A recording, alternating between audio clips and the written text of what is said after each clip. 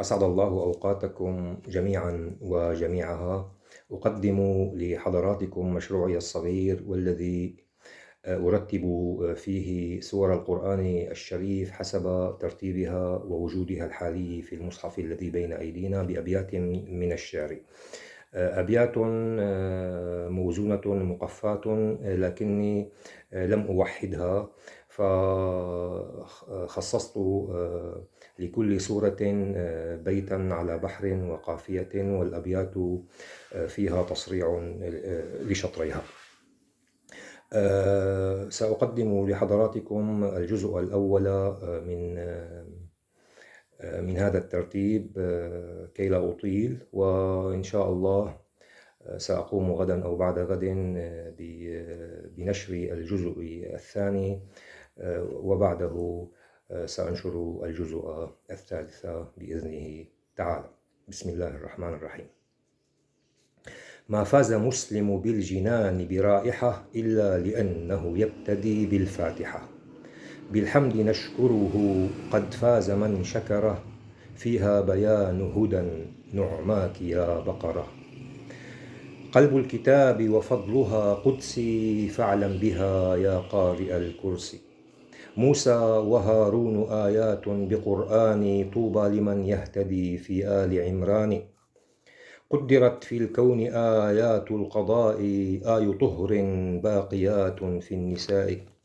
قد بين الله الحرام لفائدة، فاقرأ لتعرف ما الحلال بمائدة. فيها بيان الأمر والأحكام، فاقرأ تبارك في هدى الأنعام. آيات ربي كلها ألطاف، آي مباركة بها الأعراف.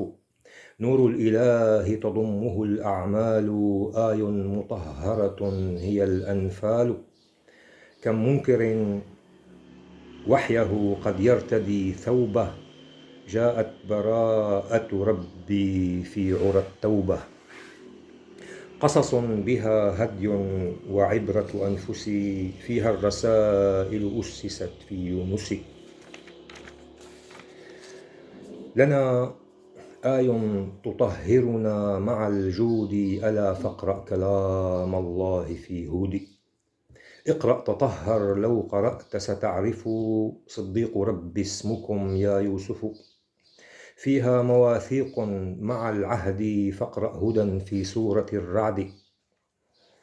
لخليل طاب التسليم، قرة عين إبراهيم. اقرأ وتبارك للأجر، آيات من وحي الحجر. اقرأ في الفطرة والجعل، آيات من سورة نحل. لرسول صلى بسماء، اقرأ من فضل الإسراء. كي تعرف عن معنى اللطف، اقرأ قصة أهل الكهف. امرأة ولدت لم تأثم، نفخة قدس جاءت مريم. كي تعلم من قصد الله، اقرأ وتبارك في طه.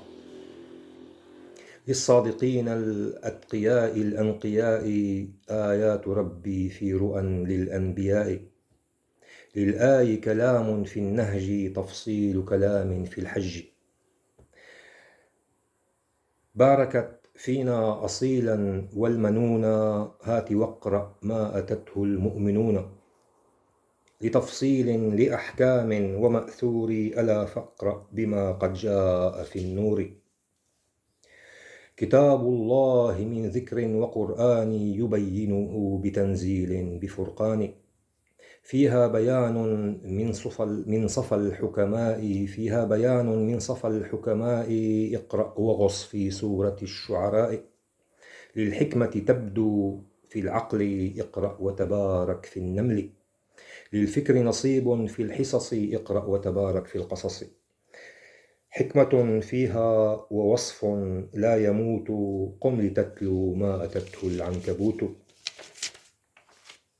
على الماضي وما يأتي على القوم، ألا فاقرأ لتعرفها من الروم. كي تعلم أحكم إنسان، اقرأ في سورة لقمان.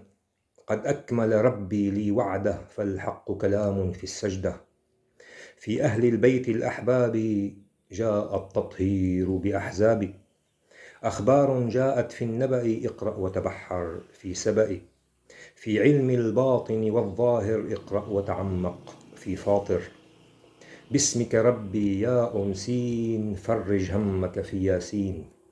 اقرأ وافهم بعض صفاتي لملائكة في الصافات. سأقف هنا على أن أكمل إن شاء الله غدا أو بعد غد، إذا لاقى مشروعي البسيط الصغير هذا اهتماما. رأيت إنه قد يساعد في حفظ السور الشريفة مرتبة كما هي مرتبة في المصحف الشريف، وإذا لم تلقى اهتماما فعلى الله أجري، وشكرا لكم.